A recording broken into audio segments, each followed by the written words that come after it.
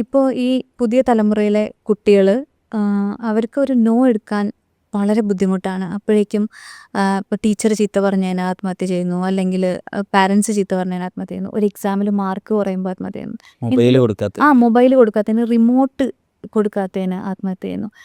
ഇതൊക്കെ നമ്മളിങ്ങനെ എല്ലാ ദിവസവും കേട്ടിട്ട് നമുക്കിതിൽ ഞെട്ടലൊക്കെ മാറി, നമുക്കിതൊരു സാധാരണ കാര്യമായിട്ട് മാറി. ഇപ്പോൾ റീസെൻ്റ്ലി ഒരു മറ്റേ കോളേജിലൊരു കുട്ടി ആത്മഹത്യ ചെയ്തു, ബോഡി ഷെയിം ചെയ്തു, അതേപോലെ ജാതിപ്പേര് പറഞ്ഞു എന്നൊക്കെ പറഞ്ഞിട്ടൊരു ആത്മഹത്യ ഉണ്ടായി. ഞാൻ ചിന്തിക്കുകയായിരുന്നു, ഞാനാണ് ആ കോളേജിൽ പഠിച്ചിരുന്നൊരു കുട്ടിയെങ്കിൽ ഒരു പക്ഷേ എനിക്ക് അറിയായിരുന്നു ഇതെങ്ങനെ ഹാൻഡിൽ ചെയ്യണം എന്ന്. അപ്പോൾ അങ്ങനത്തെ ഒരു ട്രോമയിൽ അവരെത്താണ്, അവർക്ക് എങ്ങനെ റെസ്പോണ്ട് ചെയ്യണം എന്ന് അറിയാൻ പറ്റാത്ത ഒരു ട്രോമയിൽ എത്താണ്. Very unfortunate. ഇത്രയും ഡിഗ്രിയൊക്കെ പഠിക്കുന്ന, ഒരു ഡോക്ടർ ആവാനൊക്കെ, ഡെന്റിസ്റ്റ് ആവാനൊക്കെ പഠിക്കുന്ന വളരെ മുതിർന്നൊരു കുട്ടിയാണ്, വളരെ ചെറിയ കുട്ടിയെന്ന് പോലും നമുക്ക് പറയാൻ വയ്യ.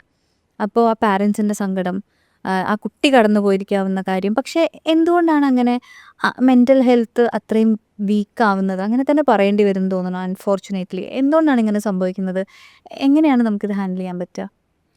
നിങ്ങൾ പറഞ്ഞ പോലെ തന്നെ നിലവിലെ കുട്ടികൾ, സഹപാഠി അല്ലെങ്കിൽ പിയർ ഗ്രൂപ്പിലെ ഒരു കുട്ടി ബോഡി ഷെയിം ചെയ്താൽ പോലും ദിവസം വീട്ടിൽ വന്നിട്ട് ദിവസങ്ങളോളം ഡിപ്രസീവായിട്ട് കിടക്കുന്ന തരത്തിലുള്ള കുട്ടികളുണ്ട്. അത്രത്തോളം മെൻ്റൽ ഹെൽത്ത് വീക്കാണ് എന്നുള്ളതാണ്. മീൻസ് ഞാൻ നേരത്തെ പറഞ്ഞു വെച്ചത് തന്നെ, പ്രകൃതിയുമായിട്ട് ഒരു കണക്ഷനും ഇല്ല ഇവർക്ക്. പ്രകൃതിയായി അല്ലെങ്കിൽ പിയർ ഗ്രൂപ്പുമായി കളിക്കുന്ന സമയത്ത് ആണ് ഇവർക്ക് ഈ ഒരു ഇമ്മ്യൂണിറ്റി ഉണ്ടായി വരേണ്ടത്. മീൻസ് ഫെയിലിയർ ഉണ്ടാവുക, കളിയിൽ തോൽക്കുക, അല്ലെങ്കിൽ ഒപ്പമുള്ള കുട്ടികൾ ഒരുമിച്ചിരുന്നവനെ കളിയാക്കുക. ഈവൻ ബോഡി ഷെയിം വരെ കുട്ടികളുടെ ഇടയിലുണ്ടാവും, അല്ലെങ്കിൽ ഇരട്ടപ്പേര് വിളിക്കുക. ഇങ്ങനെയുള്ള എല്ലാ തരത്തിലുള്ള പ്രശ്നങ്ങളും ഇവരുടെ ഇടയിലുണ്ടാവും. അവർ തന്നെ അത് സോൾവ് ചെയ്ത് വരും. അങ്ങനെ ഓട്ടോമാറ്റിക്കലി അവരിൽ ഉണ്ടാവേണ്ട ഒരു ലൈഫ് സ്കില്ലുകളുണ്ട്. ഇതൊന്നും ഇപ്പോഴത്തെ കുട്ടികൾക്ക് ഡെവലപ്പായി വരുന്നില്ല. അതിനുള്ള സാഹചര്യങ്ങളില്ല. അതിനുള്ള സാഹചര്യങ്ങൾ വീട്ടുകളിൽ നിന്നും കൊടുക്കുന്നില്ല, സ്കൂളുകളിൽ നിന്നും കൊടുക്കുന്നില്ല. അത് ബോധപൂർവം നമ്മൾ ഉണ്ടാക്കേണ്ട ഒരു കാര്യമാണ്. അത് ഞാൻ നേരത്തെ വിദ്യാഭ്യാസ സിസ്റ്റത്തെക്കുറിച്ച് പറഞ്ഞല്ലോ. ഇപ്പം തിയറി കൊടുക്കലല്ല വേണ്ടത്. ഇവർക്ക് കായിക വിനോദങ്ങൾ, ആക്ടിവിറ്റികൾ എത്രത്തോളം പ്രൊവൈഡ് ചെയ്യാൻ പറ്റുമോ അത്രത്തോളം മെൻ്റൽ ഹെൽത്ത് വെല്ലാവും. മെൻ്റൽ ഹെൽത്ത് ഇല്ലാത്തൊരു കുട്ടിയെ എന്ത് പഠിപ്പിച്ചിട്ട് എന്താ കാര്യം? എത്ര മാർക്ക് ഉണ്ടാക്കിയിട്ട് എന്താ കാര്യം? മീൻസ് എവിടെയും കൊണ്ടുപോയി വെക്കാൻ കഴിയില്ല. അവൻ മാർക്കൊക്കെ ഉണ്ടാക്കി നല്ല പഠിച്ച് നല്ല ജോലിയൊക്കെ, കോമ്പറ്റേറ്റീവ് എക്സാമൊക്കെ പാസ്സാവും.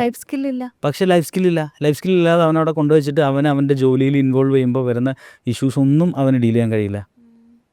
ലൈഫ് സ്കിൽ അത്രത്തോളം ഇമ്പോർട്ടൻ്റ് ആയിട്ടുള്ള സാധനമാണെന്ന് ഇതുവരെ ആരും മനസ്സിലാക്കാത്ത എന്താണെന്നാണ് എൻ്റെ ചോദ്യം. സത്യം പറഞ്ഞു കഴിഞ്ഞാൽ എനിക്കൊരു കോൺഫിഡൻറ്റ് ഉണ്ടെങ്കിലേ ഞാൻ ആ കാര്യം വേറെ ആളോട് പറയുള്ളൂ. അതിനൊരു കോൺഫിഡൻറ്റ് ഇല്ല, ഇൻഫീരിയോറിറ്റി കോംപ്ലക്സ് മാത്രമാണ്. മെൻ്റൽ ഹെൽത്ത് ഇല്ലാത്ത ഒരാൾക്ക് ഇൻഫീരിയോറിറ്റി കോംപ്ലക്സ് മാത്രമേ ഉണ്ടാവുള്ളൂ. ഞാൻ പറഞ്ഞില്ലേ, നമ്മുടെ കുട്ടികൾക്കൊന്നും സൺ എക്സ്പോഷർ ഇല്ല. സൺ എക്സ്പോഷർ ഉണ്ടാകുമ്പോഴാണ് വൈറ്റമിൻ ഡി ഉണ്ടാകുന്നത്. വൈറ്റമിൻ ഡി ഉണ്ടാകുമ്പോൾ മാത്രമാണ് നമ്മൾ സെറോട്ടോണിൻ എന്ന് പറഞ്ഞ ഫീൽ ഗുഡ് ഹോർമോൺ അല്ലെങ്കിൽ ഹാപ്പി ഹോർമോണുകളൊക്കെ റിലീസ് ചെയ്യാൻ വൈറ്റമിൻ ഡി നിർബന്ധമാണ്. സൺ എക്സ്പോഷർ തീരെ ഇല്ല.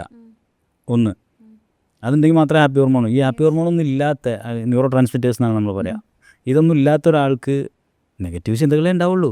അപ്പം ഈ ജാതിപ്പേര് വിളിച്ചെന്ന് പറയുമ്പോൾ അതിൽ ഭയങ്കര ഡൗൺ ആവുന്നു, പോയി ആത്മഹത്യ ചെയ്യാനുള്ള ടെൻഡൻസി ഉണ്ടാവുന്നു. അതായത് ഡിപ്രസീവ് മൂഡിലായിരിക്കും എപ്പോഴും. പ്രോആക്റ്റീവായിട്ടൊന്നും ചെയ്യാൻ കഴിയില്ല. അത് വരണമെങ്കിൽ ഞാൻ പറഞ്ഞില്ലേ, ഈ തലച്ചോറിൽ ന്യൂറോ ട്രാൻസ്മിറ്റേഴ്സ്, പോസിറ്റീവ് ട്രാൻസ്മിറ്റേഴ്സ് ഉണ്ടല്ലോ, സെറട്ടോണിൻ, എൻഡോർഫിൻ, ഓക്സിറ്റോസിൻ എന്നൊക്കെ പറഞ്ഞിട്ടുള്ള സാധനങ്ങളുണ്ടല്ലോ. 4 ഹാപ്പി ഹോർമോൺസ് നമ്മൾ പറയുമല്ലോ, ഡോസ് എന്നൊക്കെ പറയും. ഇത് വേണം. ഇത് വരണമെങ്കിൽ ബോധപൂർവം നമ്മൾ കുട്ടികൾക്ക് ഭക്ഷണം കൊടുക്കുമ്പോഴും കൊടുക്കണം എന്നർത്ഥം. മനസ്സിലായി.